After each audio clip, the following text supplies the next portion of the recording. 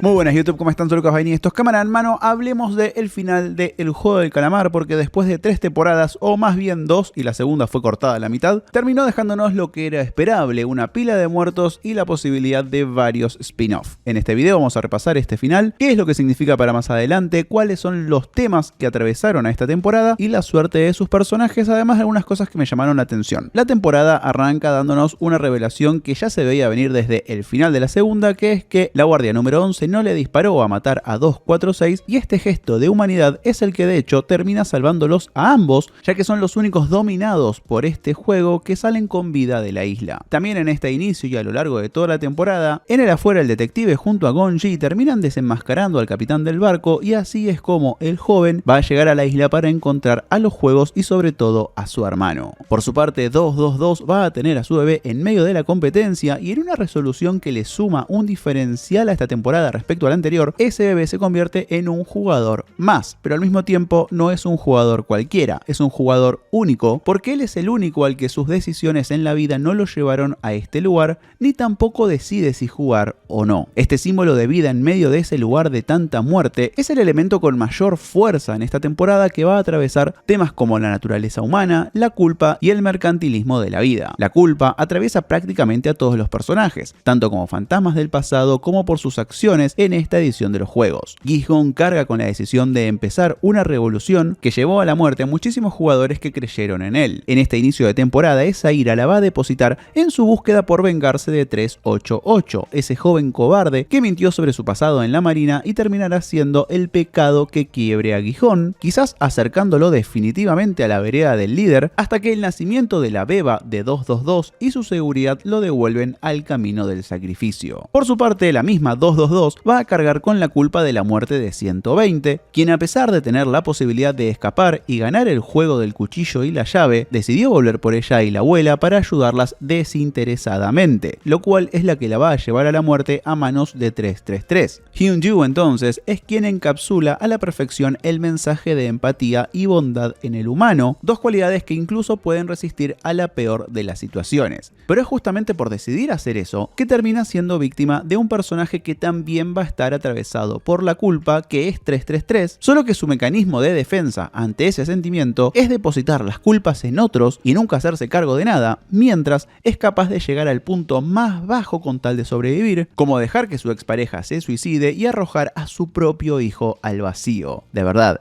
ese fue uno de los momentos en donde dije, el Juego del Calamar volvió a su mejor estado. Y una dinámica súper interesante de culpa, también por supuesto aflora en la madre y el hijo, que hasta esta temporada se la habían arreglado para sobrevivir, con Yeon-sik ya en la temporada anterior habiendo mostrado señales de inestabilidad y cobardía, como pasó en el Juego de las Puertas. En esta temporada ambos van a encontrar su final de manera trágica, compartiendo en una charla casi al borde de la cordura sus pecados y también culpas compartidas, haciendo mención a los abusos de un padre que ya no está y la incapacidad de Yeon-sik de defenderse por sí mismo. En el Juego de las Puertas y las Llaves, donde el joven tenía que matar a alguien con su cuchillo para poder pasar de ronda, termina sin hacerlo y en el último minuto tiene que decidir si matar a su madre o a 222 con su recién nacido en brazos. Ante la decisión que toma Yeon-sik, su madre hace algo de donde no va a encontrar retorno, que es matar a su propio hijo. Después de toda una vida no habiendo podido defenderse de un marido abusador, ahora está defendiendo a una joven madre de la violencia definitiva.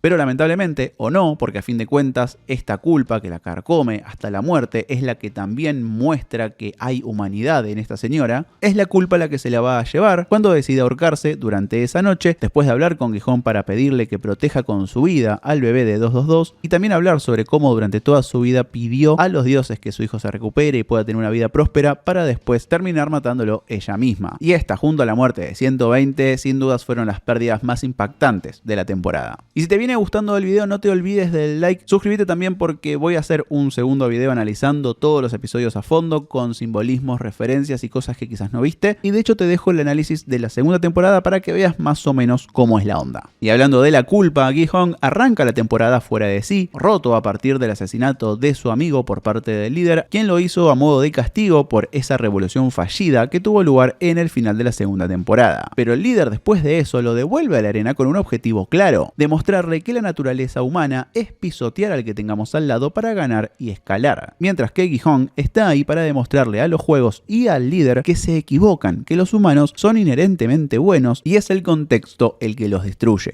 Ese choque de filosofías que viene desde la segunda temporada tiene su resolución en los episodios finales, cuando el líder, intentando llevar a Gi-Hong a su lado, lo pone en la misma situación en la que el líder original lo había puesto a él cuando compitió por primera vez. Antes del último juego le da este cuchillo para que elimine al resto mientras duerme y así pueda ganar junto al bebé, porque a pesar de que la recién nacida cuenta como otra jugadora, para el último evento, que es el juego del calamar elevado, se necesitaban como mínimo 4 jugadores, con lo cual quedaría cancelado. Y acá se podría llegar a interpretar que el líder propone esto no solo para demostrar su punto sobre la naturaleza humana, sino también para asegurarle una vida a esa chica. Pero lo que Gi-Hong termina haciendo es demostrarle que, aunque no parezca, siempre hay otra opción antes de la violencia y el destruir al otro. Así es como Gi-Hong no usa ese cuchillo esa noche, sino que espera a que el último juego comience para hacer su apuesta final, la cual termina con él y 333 al borde del precipicio, una figura que se nos adelantó de hecho desde la segunda temporada, con los dibujos en las paredes de la sala de jugadores, los cuales marcaban cuáles iban a ser los próximos juegos: el cuchillo y la llave, la cuerda de saltar, y teníamos a esta figura colgando como terminan Gi-Hong y 333. El tema es que este joven termina muriendo antes de dar comienzo a la última ronda, y entonces Gi-Hong va a terminar jugando la final contra el bebé. Pero para demostrar que la humanidad puede tener un futuro de bondad, Gi-Hong termina suicidándose en un movimiento que quizás le haya hecho abrir los ojos por fin al líder, quien en su paso por los juegos durante la temporada anterior, sin darse cuenta, había empezado a bajar los brazos ante esta otra mitad de la humanidad. La última frase que va a decir el protagonista, dedicada 100% al líder, ya que también es una respuesta a la frase que él mismo le había dicho a Gi-Hong sobre que los jugadores eran los caballos, es: nosotros no somos caballos, somos humanos y los humanos somos... Pero sin terminar la oración va a caer al vacío en una escena que nos termina dando el mensaje real de la serie.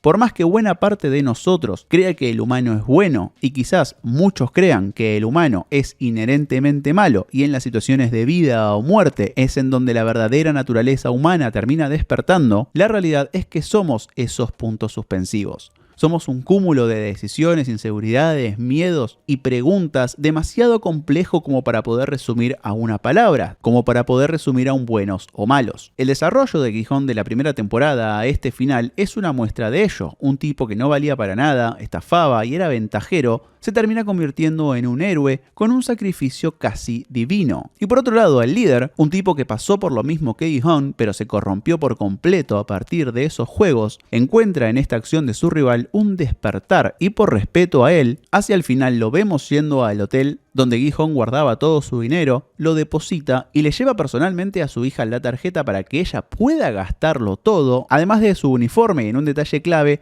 lo entrega sin lavar, con la sangre y todo el paso de Gi-Hong por los últimos juegos. Quizás podríamos llegar a elucubrar o pensar que además del gesto de darle a esta hija la ropa que en definitiva carga el legado de su padre, también a partir de dar el uniforme a conocer, el líder podría exponer a los juegos y los ponga en peligro, pero como vamos a ver al final del último episodio, la organización es mundial y mucho más grande que él. En un callejón, la mismísima Cate Blanchett aparece para interpretar a una reclutadora norteamericana, indicándonos que habrá una versión estadounidense de los juegos y probablemente lo mismo pase en todo el mundo, ya que como vimos a través de los VIPs, hay representantes de varios países como Gran Bretaña, Italia y demás. Con lo cual entendemos que el gesto y la historia de Gi-Hong dejaron un legado, y ese legado en parte es que el jugador 246 esté abrazando a su hija, y sobre todo que la guardia número 11 no se haya suicidado justamente por ver el sacrificio de Gi-Hong, y gracias a ello terminó encontrando un mañana. Pero por otro lado, lamentablemente, ese gesto de Gi-Hong queda eclipsado por la naturaleza de los juegos. Y eso es lo que nos muestra el cruce del líder con esa nueva reclutadora. Para los jugadores, Gi-Hong significó algo muy pero muy grande, y sin embargo para los VIPs y los encargados de los juegos fue solo otra final emocionante de su entretenimiento favorito.